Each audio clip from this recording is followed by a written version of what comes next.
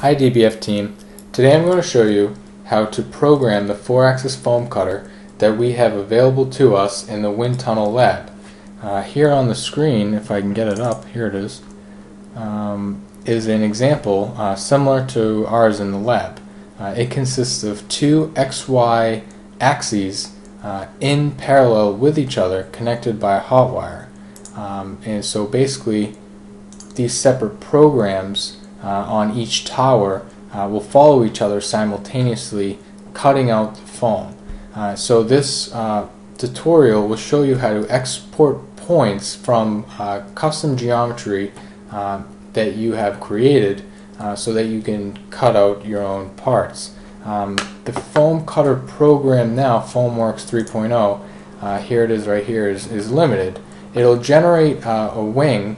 It'll do a taper, but it's very basic.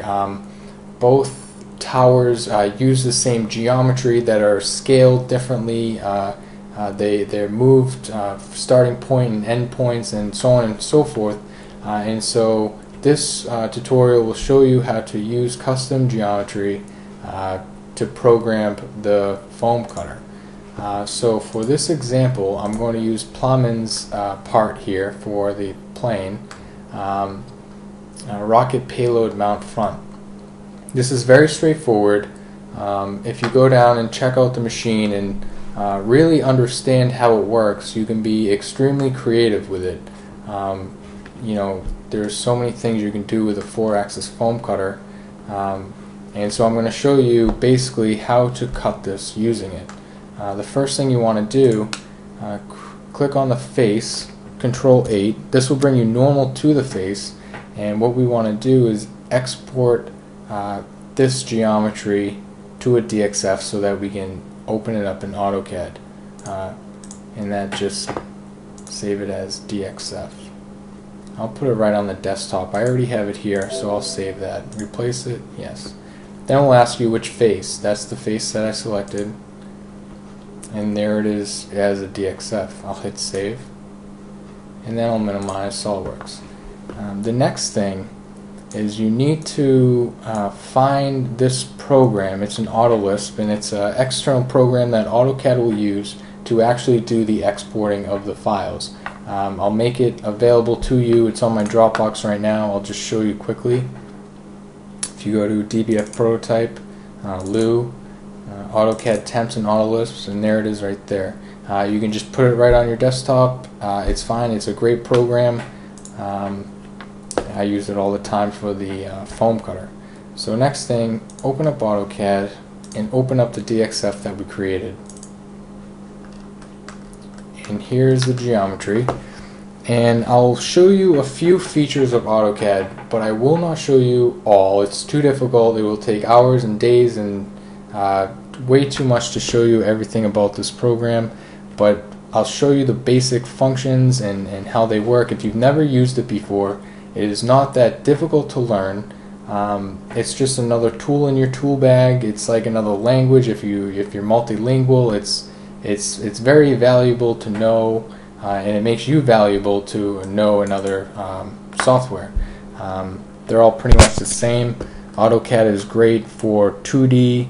SOLIDWORKS is great for 3D. Sometimes 3D isn't always necessary. I like to design in AutoCAD and make it real in 3D with SOLIDWORKS. That's just how I work. Everybody's different. So I'll show you how to export these points. And right now we'll do a little changing. We'll change this geometry so it holds more points, and so that we can get more points for our foam cutter. If you click on these, you'll notice that there's separate line entities. So if we were to export this right now, the blue squares would represent a point. So 1, 2, 3, 4, and already you can see that there's a problem. Our semicircle only consists of 3 points. So that would mean that the machine would follow point to point. So it would go here, and then straight to this point, and then straight to this point. And we would have a pointy triangle instead of a semicircle.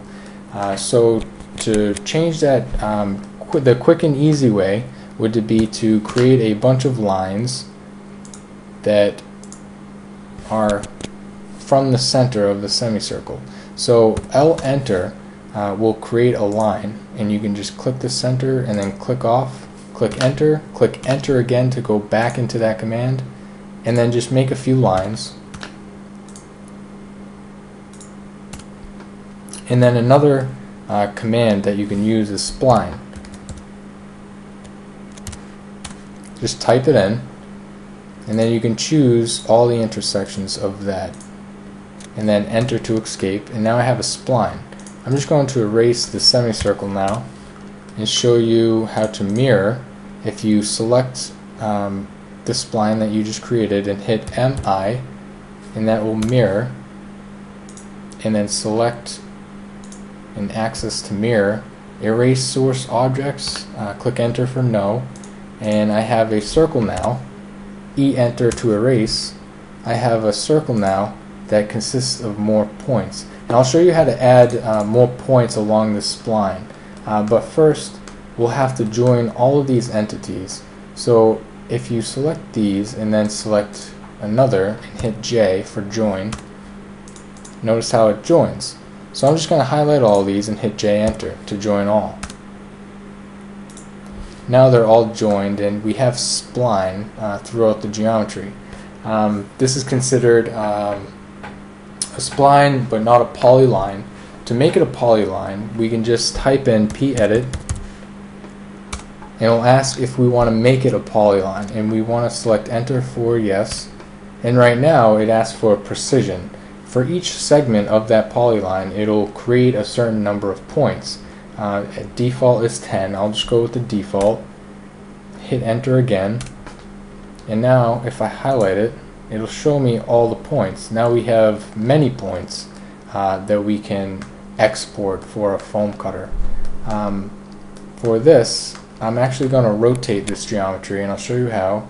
If you type in RO for rotate, it'll ask you which object. Just select all of it, hit enter, and it'll ask you where you want it to rotate.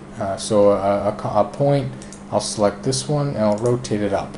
If you've ever used the 4-axis foam cutter, you'll see why I'm doing this, and you'll have a better understanding as to where the wire will come in and start to cut this geometry. So now we want to actually export these points. So I'm going to type it in, PT export. Oh, did I not load it? See, I think I tried this tutorial probably like 10 times. This is hopefully the final tutorial. And I always forget to load the script. So I'm just going to do it for you. PT export, load, close. It's loaded. I'm going to type it in. And I'm going to select the object that I want to export, hit enter, and it's going to ask me where I want that file to be. So I'm just going to, I already created one earlier, I'm just going to replace it. Do I want to replace it? Yep. And we're all set with AutoCAD at this point.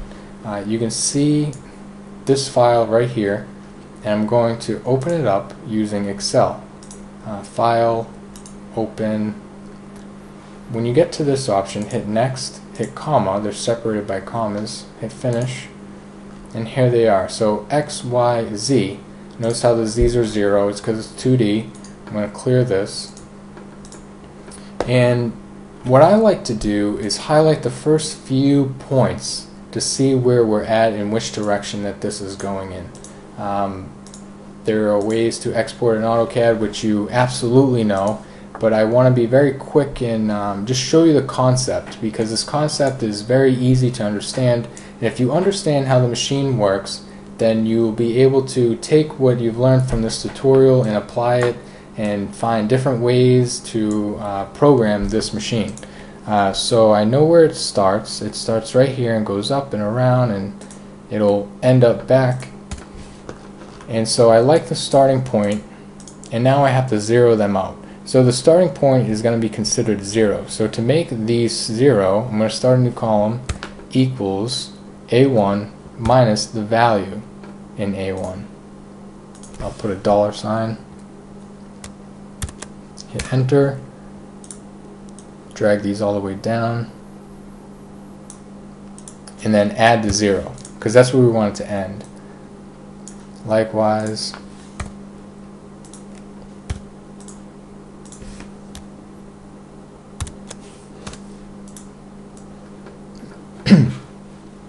and here's the program. We want this 0, 0.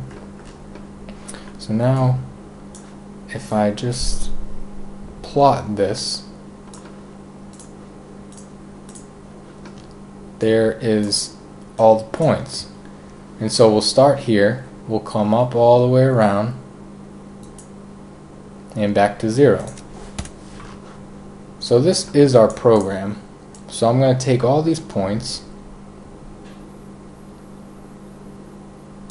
Control C for copy, open up Notepad, and drop them right in.